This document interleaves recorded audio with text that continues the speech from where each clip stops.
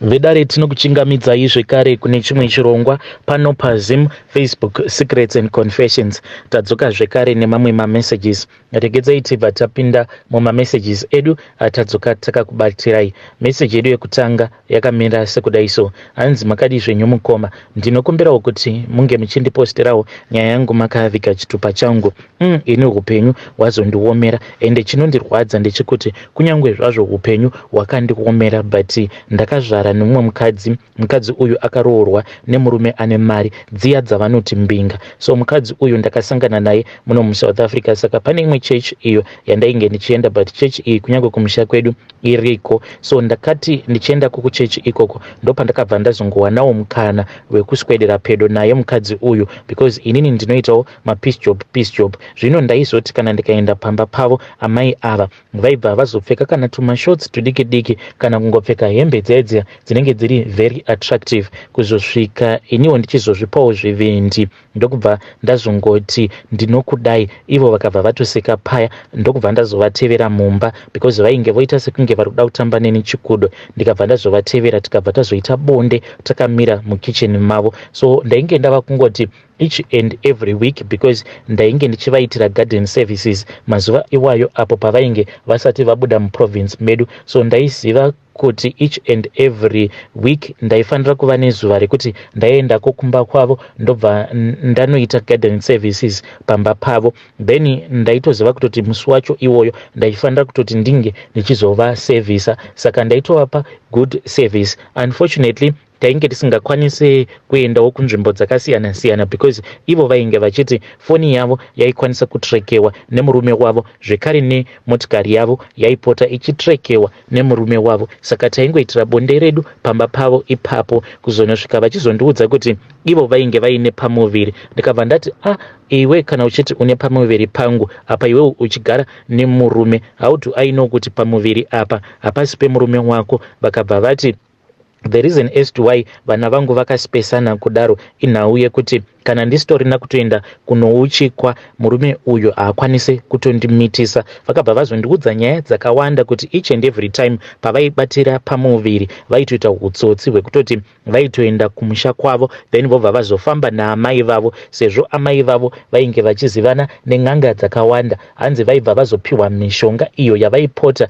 vachipfekera kusikarudzi kwavo. Hanzi masperms emurume wavo iwo haana simba, ane nungo dzekuti ange achizoenda kunoputsa zai, saka vaizotopfekedzwa mishonga kusikarudzi kwavo kuitira kuti paya pavanenge vozoita bonde nemurume wavo then masperms aya akwanise kuzobatsiridzwa nemushonga wacho iwoyo. Saka ivo vakatonditi pavana vavo avo vatatu vavainge vainavo vasati vazozvara uyu mwana uyu watakazozvarisana wechinumber 4, hanzi vana vacho vose vakatoenda vachitonouchikwa each and every time. Vakandiudza ivo vachiti secret iyi murume wavo haatoizivi kuti ndo zvakaitika. So ndo nyaya yandakaudzwa naye mukadzi uyu ipapo pacho paakanditi ainge ava nepamuviri pangu. Akabva anditi kana uchifungidzira kuti ndinonyepa mazuva acho kana chinonzi DNA ndainge ndisingatombozivi kuti chii. Akabva ati kana mwana uyu ndamuzvara I am going to try to find a way kuitira kuti ndinge ndichizoita DNA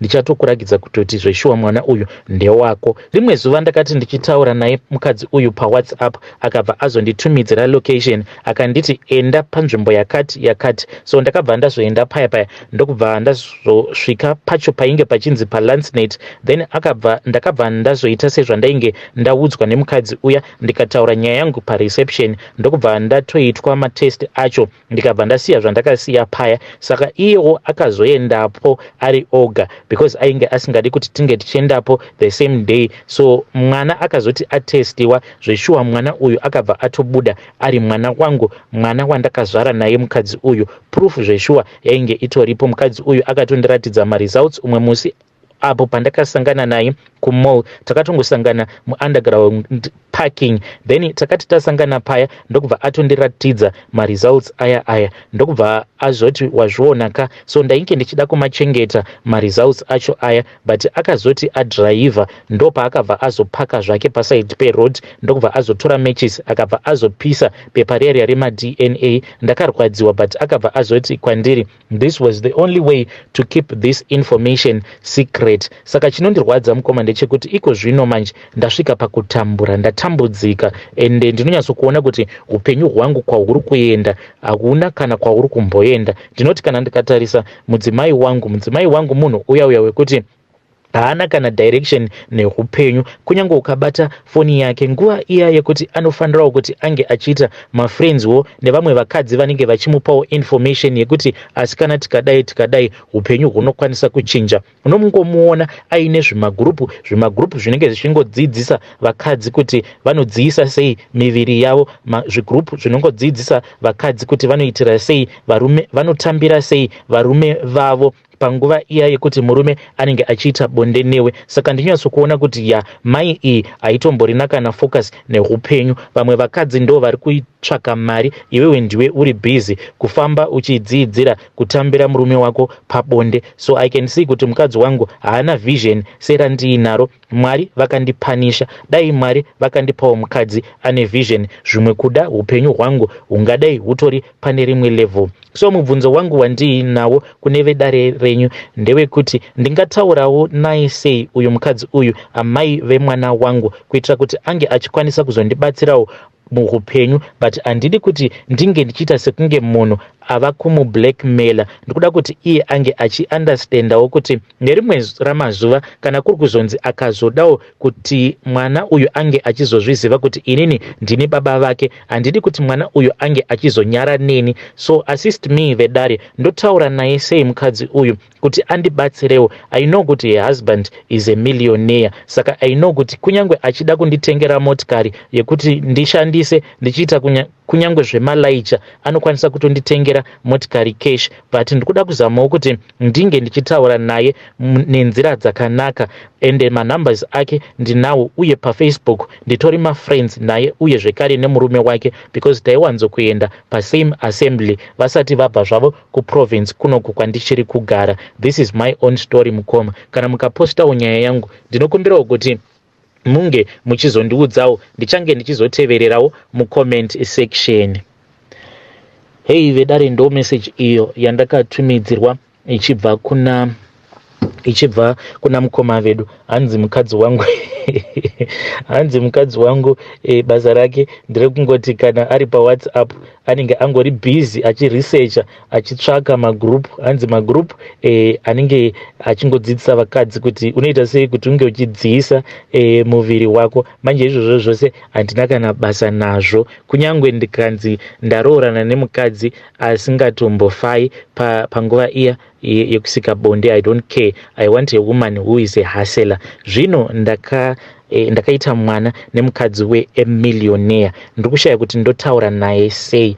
Ngatitaurei nawo mukoma vedu ava vedare. Hanzi handidi kuita sekunge ndikuda kumutorera advantage mukadzi uyu nekuti akandizvarira mwana.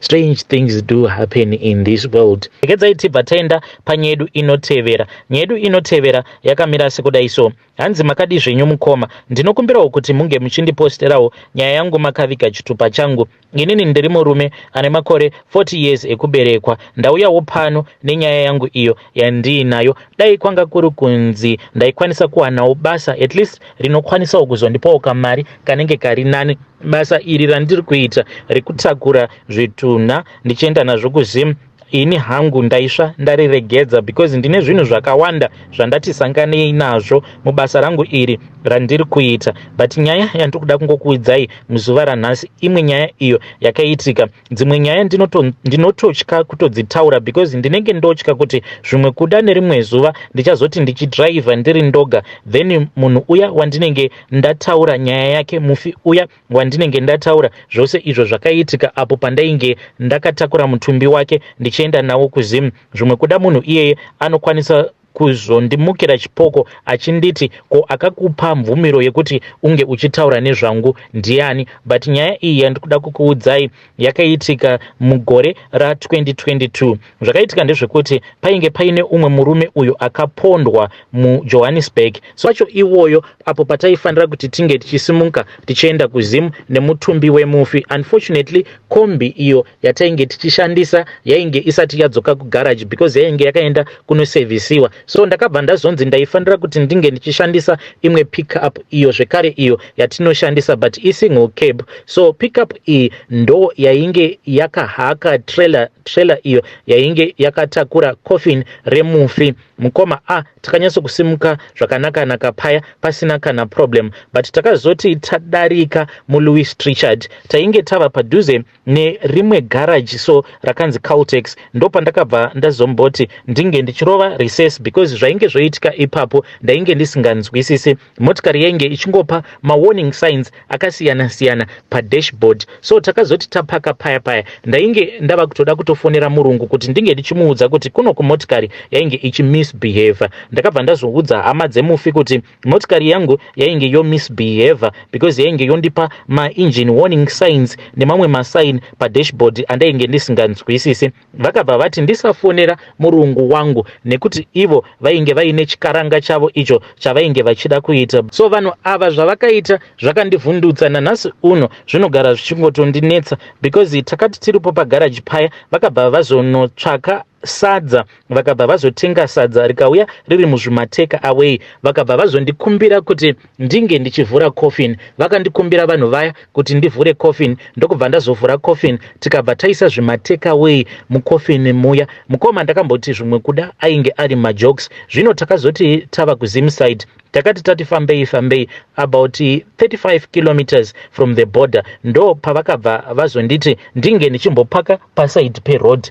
Zveshuwa takabva tazotopaka paside peroad paya ndavhura coffin riya. Chakandishamisa ndechekuti ndakabva ndatoona kutoti zvimateka away zviya zvandainge ndaisa zviri mupaper bag zvainge zvakaburitswa mupaper bag uye mainge musisina kana sadza uye kana nyama iya yainge yakatojyiwa kungosara mabhonzo oga. Vakabva vazouya vakabva vaita chikaranga chavo. Ndakabva ndazoburitsa plastic bag riya rainge riine zvimateka away but ndakatoita zvekutoshandisa chitanda because ndainge ndava kutotya kutotorana nedzimwe mhepo dzekuti ndaisazokwanisa kuzodzizorodza mhepo dzacho idzodzo. Taingoti tikati fambei ndobva ndatomiswa. Vanhu vobva vanotenga sadza. Vaizoti kana vakaona kuti panzvimbo patinenge tava panzvimbo pekuti at least vaikwanisa kuita chikaranga chavo pasina anenge achivaona, ndaibva ndatonzi chimbomisai motikari vadhiraivha kuzonosvika tichizonosvika kumusha kwavo mukoma munhu uyu vaingofamba vachingomutengera sadza nemadrink. Chakandishamisa ndechekuti munhu uyu ndakazototi ndoda nyatsokuona kuti pacho paachavigwa chii chaitika because vaiti kana tikaisa drink mucoffin paya patinozovhura coffin riya tikaona kuti drink rinenge ramwiwa vaibva vazotora chiya chiempty bottle vobva vazochiisa somewhere. Vanhu ava zvavakazoita ndezvekuti paya pavainge voviga mufi wavo vakatora zvigubhu zvose zviya zvainge zviri empty zvekare nezvima empty takeaway zviya zvose izvozvo zvakabva zvazokandwa mucoffin make. Mukoma ndo mashura awo andakasangana nawo. Then pane pamwe apo pandakazomboenda neumwe mutumbi woumwe mukadzi ndaifanira kuenda naye kuHarare ndiri ndoga but at the last minute hanzvadzi yacho ndo payakazongonyuka from Norway. So mukadzi uyu akagara muchipatara for almost 3 good months asina kana ani zvake akambomushanyira but iyi hanzvadzi yacho yainge iri muno ichigara zvayo kuDurban uko but mukoma ipapo painge pachitoitwa urombwa hwainge hutori serious, mhiko chaidzo dzainge dzichitoitwa nehanzvadzi yacho iyoyo. So zvakazoita kuti ndinge ndichizonzwa nezvake muchinda wacho ndisati ndatombomuona. Musi wandakanzi ndaifanira kuti ndinge ndichienda kunotora mutumbi wake mukadzi uyu kuchipatara ndo pandakabva ndazongotanga kungotaura nevamwe vakomana. So takati totaura vakabva vatanga kundiudza zvose izvo zvainge zvakaitika because hanzi muchinda uyu akangoti achingonosvika pachipatara paya ndokubva atozviintrodusa akati iye ainge auya kuzoona mutumbi wehama yake yainge yakafirapo pachipatara ende muchinda uyu kuti information iyoyo akaiwana kupi. Ivo vanototi zvinhu zvakatonetsa manesi akati one day because akabva azotanga kuita kamusindo nehustubbornness achiti iye ainge achida kuratidzwa apo pambedha pakafira hanzvadzi yake kuzotosvika achitomanikidzira kuti ainge achida kutoona kunyange manager wepachipatara ipapo. Saka umwe nesi anoti iye akabva azoenda naye murume uyu ndokubva azonomurakidza pambedha paya apo pakafira hanzvadzi yacho hanzi akangoita sekunge ainge adhasta jaketi rake, hanzi akarikurura ndokubva aridhastira pamubhedha ipapo. Apedza kudaro ndokubva azopfeka jaketi riya. Ende ndakazoti ndichinosangana naye muchinda iyeye achirakidza kuti muchinda uyu akatakura kurema. Zvino zuva ratainge tichifanira kuti zvino zuva rakazosvika rekuti taifanira kuti tinge tichizosimuka tichibva muJoburg tichienda kuHarare kwavo. Mukoma muchinda uyu ainge ari very friendly, even though ainge amboita kamwe kaustubborn achida kungocontrola maprocesses edu, but akangoita kamwe kaufriendliness achirakidza kuti ainge afadzwa nazvo zvekuti tainge tava kurilisa mutumbi wehanzvadzi yake. But takangoti tichingonopinda mukombi ndo pandakabva ndatoona kutoti munhu ainge atochinja mood, ndikabva ndatoona kutoti ainge ava nechimwe chitanda icho chaainge akaruma. Mukoma kubva muJoburg kuzonosvika tichinosvika kwavo kuHarare, muchinda uyu handina kana pamwe zvapo pandakambomuona achiti ari kurasa mvura kana kudya, haana kana chaakadya, kana kurara haana kana kumbogara arara mufesi uyu. Ainge asingatauri neni. You can just imagine kuti unofamba nemunhu kubva muJoburg kunosvika muHarare musina kana kumbogara maita nyaya. Ndaiti kana ndikada kutanga kuridza music paredhiyo aibva angodzvanya pause obva angonyarara zvake. Saka ndakazotongogumisidzira ndatongomusiyawo, ndikabva ndatongoti pano panenge pari kuitwa mhiko dzakatorema, regedzai ndinge ndichingosiyana nazvo. Muchinda uyu takazoti tasvika kwavo manje kuHarare, patakangoti tichingonosvika pamba pavo ndo paakabva azongotarira kutrailer kwainge kuine coffin, akabva atanga kuseka. Akaseka mukoma achita sekunge munhu ainge asina kukwana, but tainge tisati taburuka mumotikari ipapo paainge achiseka. Akaridza chikwee achita kurova maoko ake ndokubva azongonditarira kudai, akabva atanga kunyemwerera. Ndopa akabva azotora chitanda chiya icho chaainge abva kuJoburg akaruma ndokubva azochirasa panze, akabva atanga kuchema.